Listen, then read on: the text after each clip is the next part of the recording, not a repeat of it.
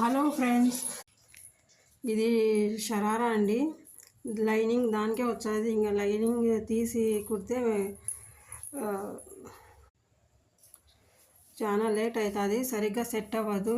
అది కాక front side neck ఇంకా లైనింగ్ అటాచ్ చేశారు, ఇంకా తీసేదానికి కుదరదు. అందుకని బ్యాక్ సైడ్ లైనింగ్ అలాగే పెట్టేసి నేను బ్యాక్ సైడ్ నెక్ కట్ చేశాను. కట్ చేసి మెడ పీస్ వేసి కుట్టేశాను. చంక భాగం ఇలా కట్ చేసుకోవాలి లైనింగ్తో సహా. అలాగే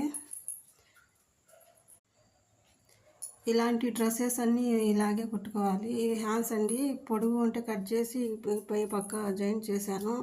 షాప్ అతను వచ్చేసి ఇది ఊరికే లూజ్ ఉంటే కుట్టు వేసుకోవాలమ్మా అని అన్నాడంట.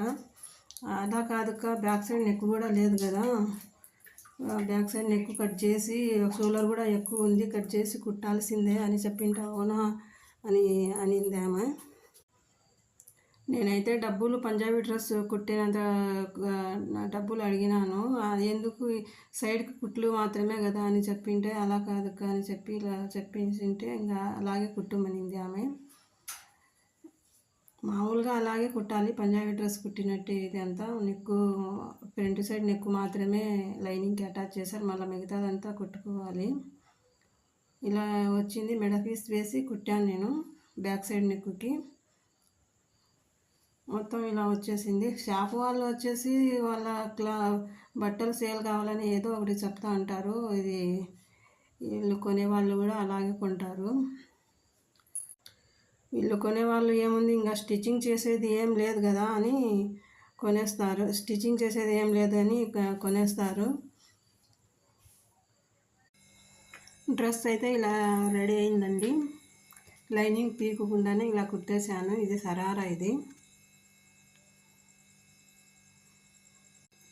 మొత్తం 4 జతలు. ఇవి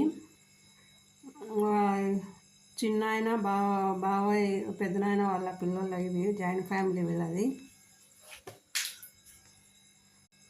ఈ వీడియో నచ్చితే లైక్ చేయండి, సబ్స్క్రైబ్ చేసుకోండి. మొత్తం 4 జతలండి ఇవి. Boy friends.